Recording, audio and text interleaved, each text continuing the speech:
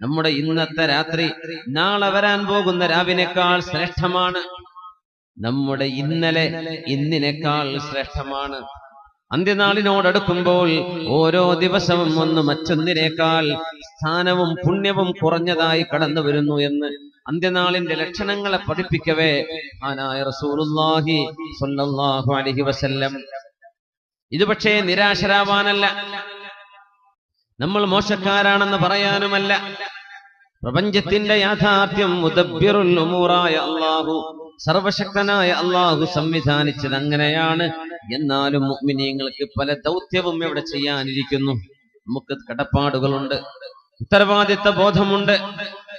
റസൂലുള്ളാഹി സ്വല്ലല്ലാഹു അലൈഹി വസല്ലം തങ്ങളുടെ കാലഘട്ടം കഴിയുമ്പോൾ ഹബീബായ തങ്ങൾ പറയുമായിരുന്നു, ബദഅൽ ഇസ്ലാമു ഗരീബാ വസയഊദു കമാ ബദഅ ഫതൂബാ ലിൽ ഗുറബാ. ബദഅൽ ഇസ്ലാമു ഗരീബാ, ഇസ്ലാം തുടങ്ങിയത് വിചിത്രമായിട്ടാണ്. എല്ലാവരും കള്ളു കുടിക്കുന്ന ഒരു ലോകത്ത് കള്ളു കുടിക്കാതെ നിന്നവരാണ് സ്വഹാബികൾ. അത്ഭുതമായിരുന്നു. എല്ലാവരും മുഴുകുടിയന്മാർ. രാവാകുമ്പോഴേക്കും ഇരുളുമുറ്റുമ്പോഴേക്കും നാലുകാലിൽ നടന്നിരുന്നൊരു സമൂഹത്തിലാണ് സ്വഹാബിമാർ അത് തൊടില്ല എന്ന് പറഞ്ഞത്. അത് കണ്ടപ്പോഴാണ് അവർ പറഞ്ഞത് Garib, this is something strange, ഇത് വളരെ വിചിത്രമാണ്, ഇങ്ങനെയൊക്കെ ഉണ്ടോ എന്ന് ചോദിച്ചിരുന്നു. ഇന്ന് കുട്ടികളൊക്കെ അങ്ങനെ ചോദിക്കും, കോളേജിലൊക്കെ ക്യാമ്പസുകളിലൊക്കെ. അത് ഗേൾ ഫ്രണ്ട് ഇല്ലെങ്കിൽ നിനക്ക് നീ ആണെന്നെയാണോടോ, നിനക്ക് വല്ല കുഴപ്പമുണ്ടോ? ഒരു പെണ്ണിന് ബോയ് ഫ്രണ്ട് ഇല്ലെങ്കിൽ അവളോട് നീ പെണ്ണെന്നെ അല്ലേ? നന്മ ചെയ്യുന്നത് വിചിത്രമായി കാണുന്ന ലോകം അങ്ങനെയാണ്.